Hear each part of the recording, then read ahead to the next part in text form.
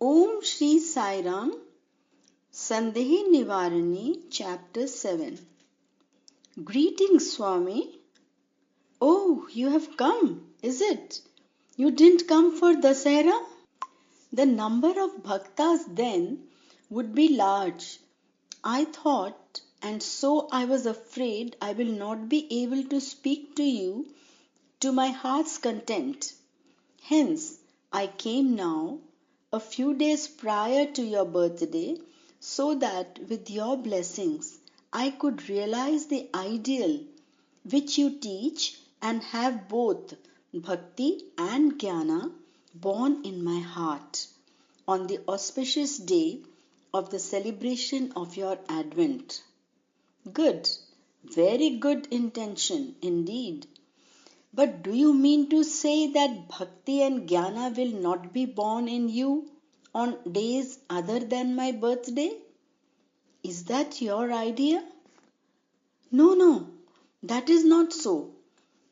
You come to this world on an auspicious day at a holy moment with an auspicious form, isn't it? My idea is that at least on such a day I could establish in my heart your holy words and make it pure. The day is holy and the moment auspicious. Fine. What is the Sandeha, the doubt you have today? I have come today determined to hear and put into practice your holy words, Swami. As the saying goes, even if you go to Kashi, you have Saishwara by your side. So, I did not bring the demon of doubt with me today when I came, nor did that demon accompany me. It is all due to your grace. Very good. Understand that when these doubts do not come of themselves, nor are entertained by you, then indeed the mind is pure. When these two happen, it can be called one-pointedness. When you have none, why should I remind you of doubts? Then tell me, what shall I speak to you about? Swami, tell me how we should generally conduct ourselves. What are the qualities we should possess? Which type of subjects should we try to understand? To receive the divine grace and attain your holy presence, what acts should we perform? Please tell me the more important of these, the essential things, the chosen jewels. Oh, it seems Parvati asked Ishvara once, it is difficult to attain in memory the Sahasranama, the 1,000 names of God. It takes a long time to learn them and repeat them. So please tell me one single name which is the essence of all the 1,000. Similarly, you too perhaps find it difficult to grasp all that I write and explain. And so you are also asking me to tell you about the most important, is it? But you see, names have their essence. The subjects you ask about are different. Though their objective and final result are one, the practices, the paths of activity cannot be one. They cannot all be summarized in one word. Still, I am giving you now some selected jewels, maxims of conduct that are very important. Collect and treasure them well. Experience them well. Put them into practice and derive joy therefrom. Wear these jewels and beautify yourself. Exactly what I wanted. How lucky I am. Then listen carefully, I shall tell you. 1. Prema, love, should be considered as the very breath of life. 2. The love that is manifest in all things equally, believe that the same prema is Paramatma. 3. The one Paramatma is in everyone in the form of prema. 4. More than all other forms of prema, man's first effort should be to fix his love on the Lord. 5. Such love directed towards God is bhakti. That is the fundamental test, the acquisition of bhakti. 6. Those who seek the bliss of the Atma should not run after the joys of sense objects. 7. Sathya, truth, must be treated as life-giving, as breathing itself. 8. Just as a body that has no breath is useless and begins to rot and stink within a few minutes, similarly, life without truth is useless and becomes the stinking abode of strife and grief. 9. Believe that there is nothing greater than truth, nothing more precious, nothing sweeter and nothing more lasting. 10th. Truth is the all-protecting God. There is no mightier guardian than truth. 11. The Lord, who is Satya Swarupa, grants his darshan to those of truthful speech and loving heart. 12. Have undiminished kindness towards all beings and also the spirit of self-sacrifice.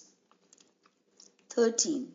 You must also possess control of the senses, an unruffled character and non-attachment. 14. Be always on the alert against the 4 sins which the tongue is prone to commit. First, speaking falsehood. Second, speaking ill of others. Third, backbiting. And fourth, talking too much. It is better to attempt to control these tendencies. 15. Try to prevent the 5 sins that the body commits: killing, adultery, theft, drinking intoxicants, and the eating of flesh. It is a great help for the highest life if these also are kept as far away as possible.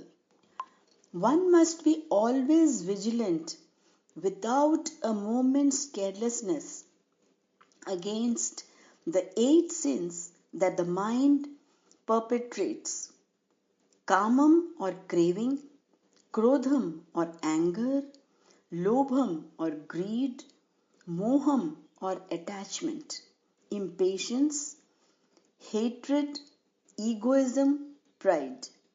Man's primary duty is to keep all these things at a safe distance from himself. 17. Man's mind speeds fast, pursuing wrong actions, without letting it hurry. Like that, remember the name of the Lord at that time or attempt to do some good deed or other.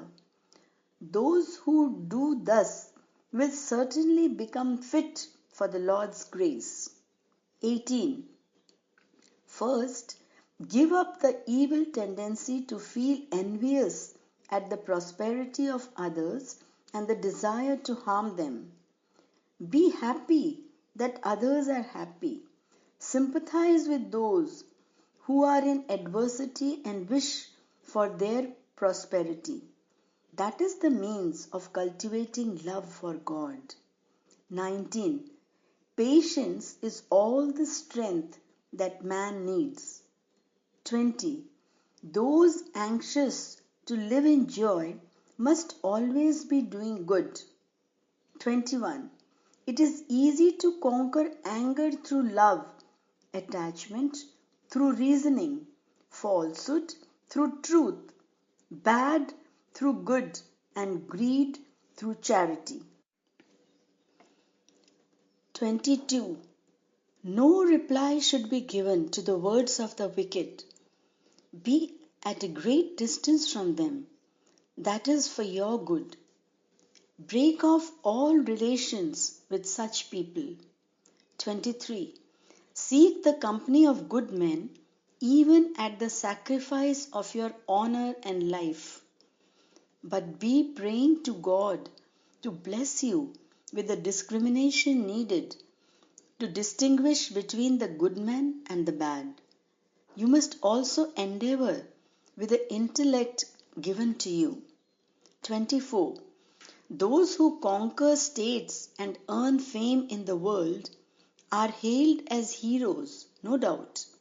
But those who have conquered the senses are heroes who must be acclaimed as the conquerors of the universal. 25. Whatever acts a good or bad man may do, the fruits thereof follow him and will never stop pursuing him. 26. Greed yields only sorrow. Contentment is best. There is no happiness greater than contentment. 27. The mischief-mongering tendency should be plucked out by the roots and thrown off. If allowed to exist, it will undermine life itself. 28. Bear with fortitude both loss and grief. Try and search for plans to achieve joy and gain. 29. When you are invaded by anger, practice silence or remember the name of the Lord. Do not remind yourself of things which will inflame the anger more. That will do incalculable harm. 30. From this moment, avoid all bad habits. Do not delay or postpone. They do not contribute the slightest joy. 31. Try as far as possible within your means to satisfy the needs of the poor who are really Daridra Narayana. Share with them whatever food you have and make them happy at least that moment. 32. Whatever you feel should not be done to you by others. Avoid doing such things to others. 33. For faults and sins committed in ignorance, repent sincerely. Try not to repeat the faults and sins again. Pray to God to bless you with the strength and the courage needed to stick to the right path. 34. Do not allow anything to come near you which will destroy your eagerness and enthusiasm for God. Want of eagerness will cause the decay of the strength of man. 35. Yield not to cowardice. Do not give up ananda. 36. Do not get swelled up when people praise you. Do not feel dejected when people blame you. 37. If among your friends anyone hates another and starts a quarrel, do not attempt to inflame them more and make them hate each other more. Try, on the other hand, with love and sympathy, to restore their former friendship. 38. Instead of searching for others' faults, search for your own faults yourself. Uproot them, throw them off. It is enough if you search and discover one fault of yours. That is better than discovering tens of hundreds of faults in others. 39. Even if you cannot or will not do any punya or good deed, do not conceive or carry out any papa or bad deed. 40. Whatever people may say about the faults that you know are not in you, do not feel for it. As for the faults that are in you, try to correct them yourself, even before others point them out to you. Do not harbor anger or bitterness against persons who point out your faults. Do not retort, pointing out the faults of those persons themselves, but show your gratitude to them. Trying to discover their faults is a greater mistake on your part. It is good for you to know your faults. It is no good your knowing others' faults. 41. Whenever you get a little leisure, do not spend it in talking about all and sundry, but utilize it in meditating on God or in doing service to others. 42. The Lord is understood only by the Bhakta. The Bhakta is understood only by the Lord. Others cannot understand them. So, do not discuss matters relating to the Lord with those who have no bhakti. On account of such discussion, your devotion will diminish. 42. The Lord is understood only by the Bhakta. The Bhakta is understood only by the Lord. Others cannot understand them. So, do not discuss matters relating to the Lord with those who have no bhakti. On account of such discussion, your devotion will diminish. 43. If anyone speaks to you on any subject, having understood it wrongly, do not think of other wrong notions which will support that stand, but grasp only the good and the sweet in what he says. True meaning is to be appreciated as desirable, not wrong meaning or many meanings which give no meaning at all and cause only the hampering of ananda. 44. If you desire to cultivate one-pointedness, do not, when in a crowd or bazaar, scatter your vision to the four corners and on everything, but see only the road in front of you, just enough to avoid accidents to yourself. One-pointedness will become firmer if one moves about without taking one's attention off the road, avoiding dangers and not casting eyes on others' forms. 45. Give up all doubts regarding the Guru and God. If your worldly desires do not get fulfilled, do not blame it on your devotion. There is no relationship between such desires and devotion to God. These worldly desires have to be given up someday or other. Bhakti feelings have to be acquired someday or other. Be firmly convinced of this. 46. If your dhyanam or japam does not progress properly, or if the desires you have entertained